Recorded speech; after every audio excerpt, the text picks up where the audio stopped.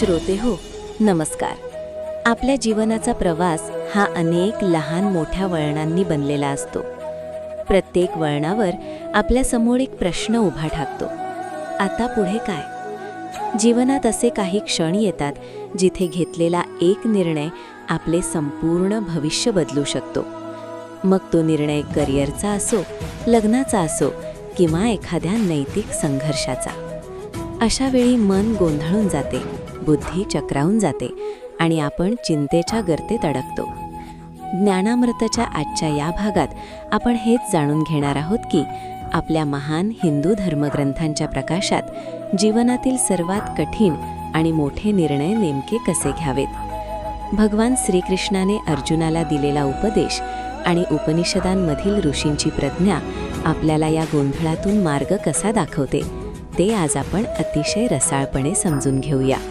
व्यवसायात्मिका बुद्धिरेकेह कुरुनंदन बहुशाखा ह्यनंताश्च बुद्धयो अव्यवसायिनाम.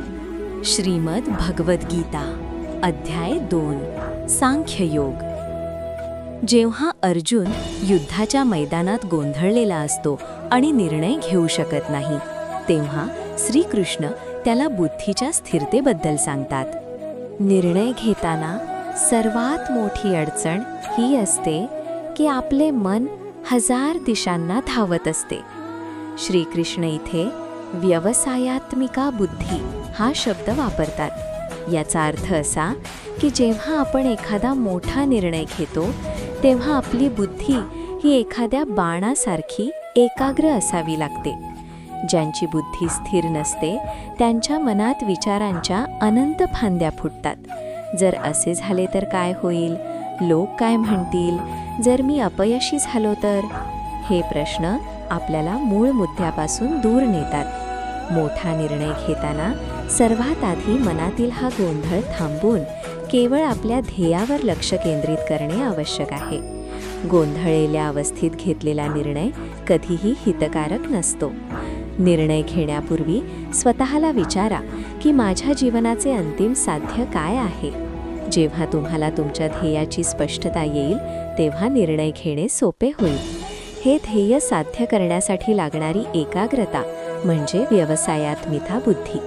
ही बुद्धी आपल्याला भविष्यातील काल्पनिक भीतीपासून वाचवते आणि वर्तमानात योग्य पाऊल उचलण्यास मदत करते.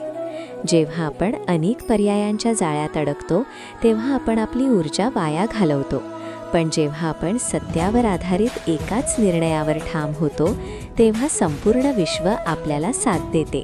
महाभारतातील एक अतिशय बोलकी कथा म्हणजे जेव्हा कुरुक्षेत्राच्या युद्धापूर्वी श्रीकृष्ण शांतता दूत म्हणून गेले होते, पण युद्ध अटळ झाले.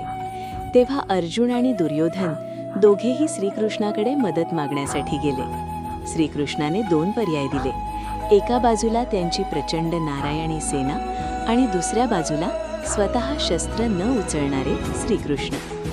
दुर्योधनाने केवळ संख्येचा आणि बाह्य शक्तीचा विचार करून सैन्याची निवड केली, पण अर्जुनाने शांत डोक्याने अंतर्मनाचा आवाज ऐकून भगवंतांची निवड केली. हा अर्जुनाचा सर्वात मोठा निर्णय होता. त्याने संख्याबळापेक्षा सारथ्य करणाऱ्या ज्ञानाला महत्त्व दिले. परिणाम आपल्या सर्वांना माहीतच आहे. ज्या निर्णयामागे ईश्वरी अधिष्ठान आणि स्पष्ट हेतू असतो तोच निर्णय विजय मिळवून देतो. आजच्या काळात समजा एखाद्या तरुणाला मोठ्या पगाराची नोकरी सोडून स्वतःचा व्यवसाय सुरू करायचा आहे.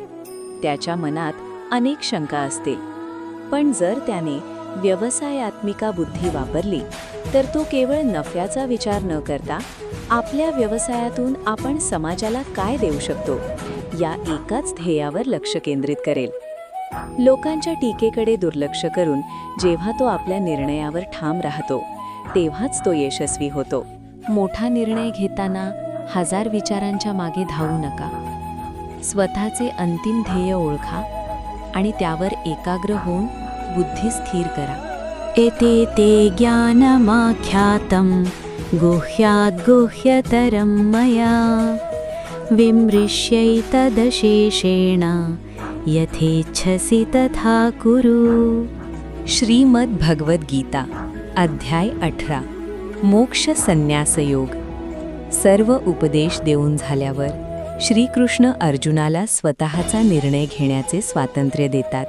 हा श्लोक हिंदू विचारधारेचे सौंदर्य अधोरेखित करतो.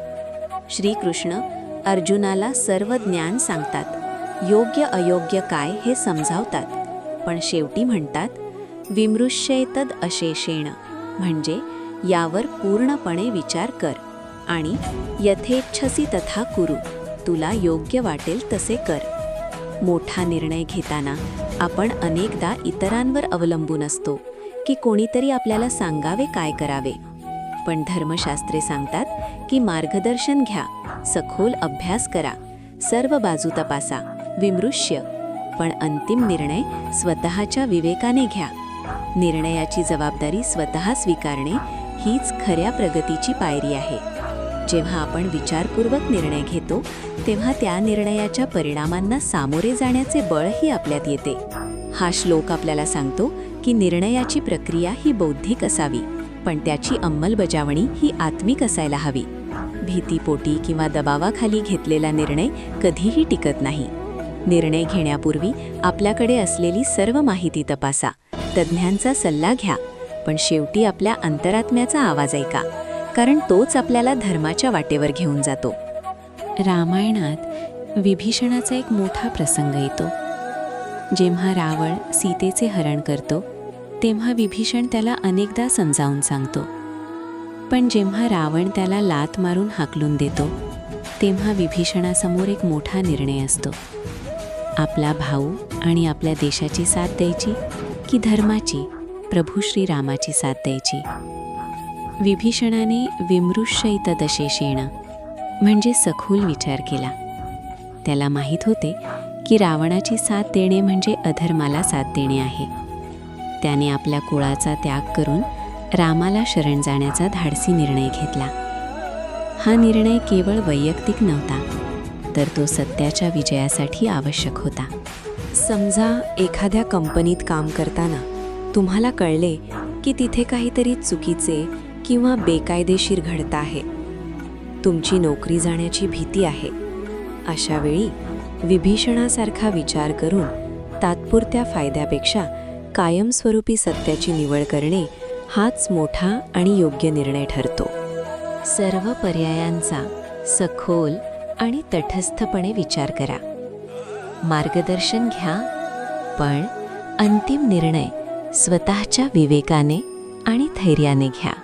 श्रोतेहो, जीवनाच्या प्रत्येक वळणावर ही आध्यात्मिक दृष्टी आपल्याला मार्ग दाखवत राहील. जर तुम्हाला हे विचार मोलाचे वाटले असतील तर आपल्या ज्ञानामृत परिवारात नक्की सामील व्हा. चॅनलला सबस्क्राईब करा आणि ही ज्ञानगाथा तुमच्या प्रियजनांपर्यंत पोहोचवा.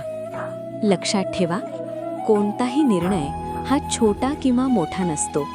तो घेताना तुमची दृष्टी किती स्पष्ट आहे यावर सर्व काही अवलंबून असते. भगवंताचे नामस्मरण करा आणि विवेकाने पाऊल टाका. लवकरच भेटूया नवीन विषयासह. तोपर्यंत आनंदी रहा आणि सत्कर्मात मग्न रहा. शुभम भवतु.